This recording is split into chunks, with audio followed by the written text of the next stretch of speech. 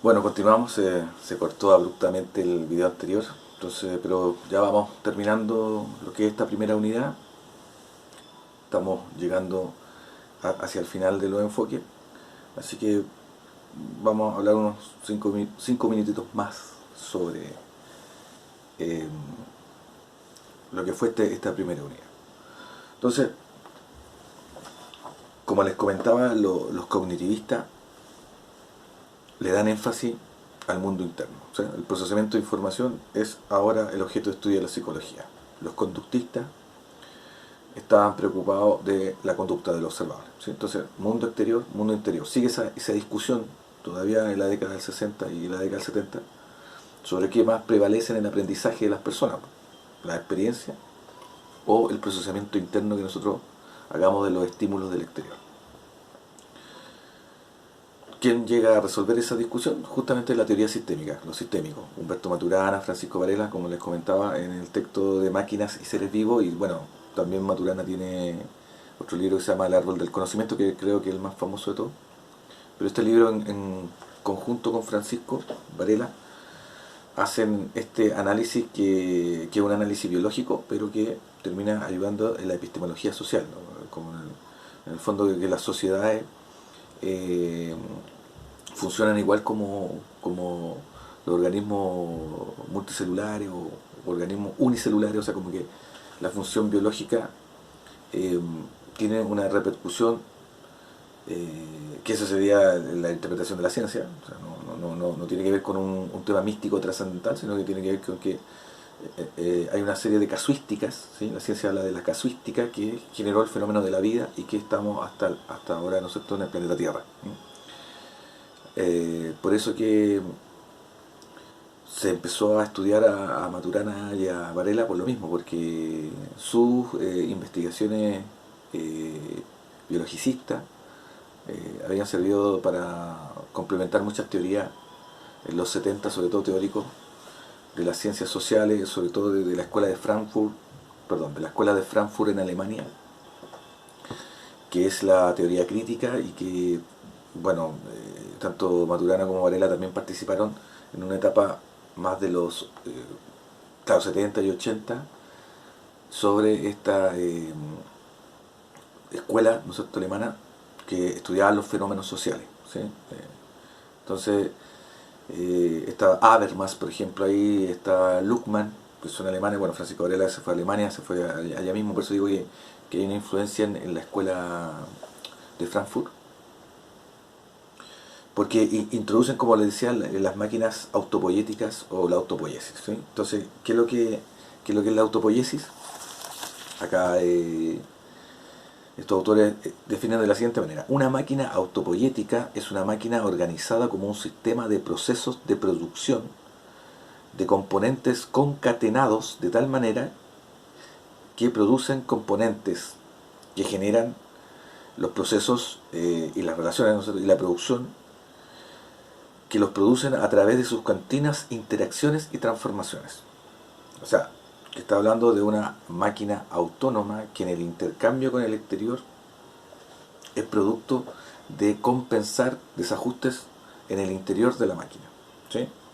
Eh, Hablan de interacción, transformación, son los nuevos conceptos que empiezan a aparecer en la sistémica, igual que acoplamiento estructural, ¿sí? O sea, como que los sistémicos vienen a decir que no es ni el mundo interno ni el mundo externo lo que genera el aprendizaje en las personas al final, sino que es la interacción de ambos mundos en ese acoplamiento estructural que hablan, que es producto de una máquina autopoyética, ¿sí? Una máquina que en el fondo vive, ¿sí? Distinto de una máquina que hace, por ejemplo, los autos, ¿sí? No es una entidad biológica, es una entidad mecánica, ¿no es cierto?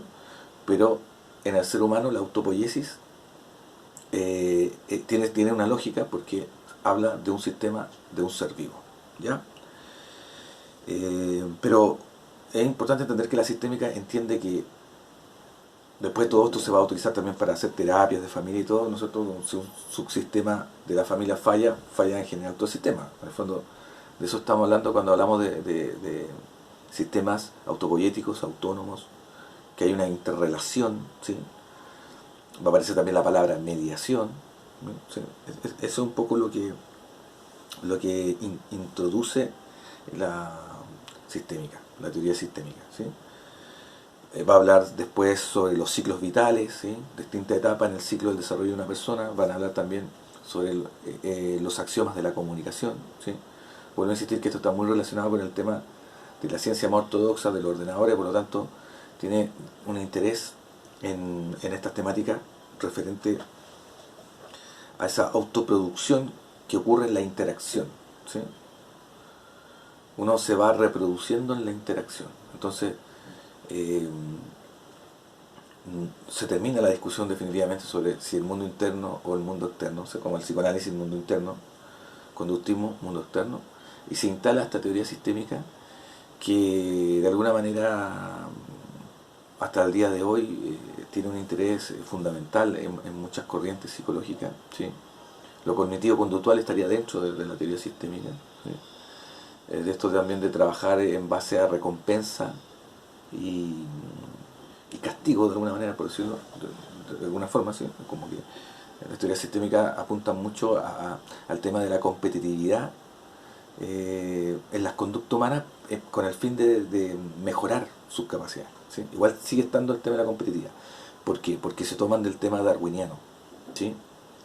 Toda esta corriente sistémica interpreta todo lo que tiene que ver con las teorías de Darwin, la de la selección múltiple, de la que las especies que prevalecen son las especies más fuertes, dentro de la misma especie la selección natural, o sea, los más débiles van a tender a morir, los más fuertes van a tender a sobrevivir, ¿sí? Y ahí está un poco la moral y la ética del mundo natural, del mundo salvaje, ¿sí? Que puede ser un poco injusto, pero que la naturaleza de alguna manera es así. Entonces, ¿por qué sirvió de eso? Porque si hay una selección natural, hay una situación donde no todos van a sobrevivir, explica también las transformaciones sociales.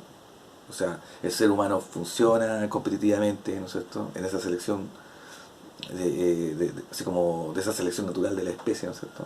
Se pavonea cuando está en un tema del cortejo, ¿sí? O sea, hay toda una explicación que justifica la existencia humana, pero a partir de esta organización social que existe, ¿sí? Por ejemplo, se hace unas preguntas bien interesantes acá, estos autores. Dice, ¿qué importa lo que le pase a un individuo o a unos cuantos individuos si su sacrificio es en bien de la humanidad? ¿Sobrevivirá la especie humana al embate de una guerra atómica? ¿Sí? O sea, que los sistemas se autorregulan, ¿sí? Por eso que es la autopoiesis, ¿sí? Hay una autorregulación producto de que en cada desajuste uno va a buscar en el exterior ese equilibrio, esa homostasis, ¿sí? La homostasis, el equilibrio, homostasis, ¿sí?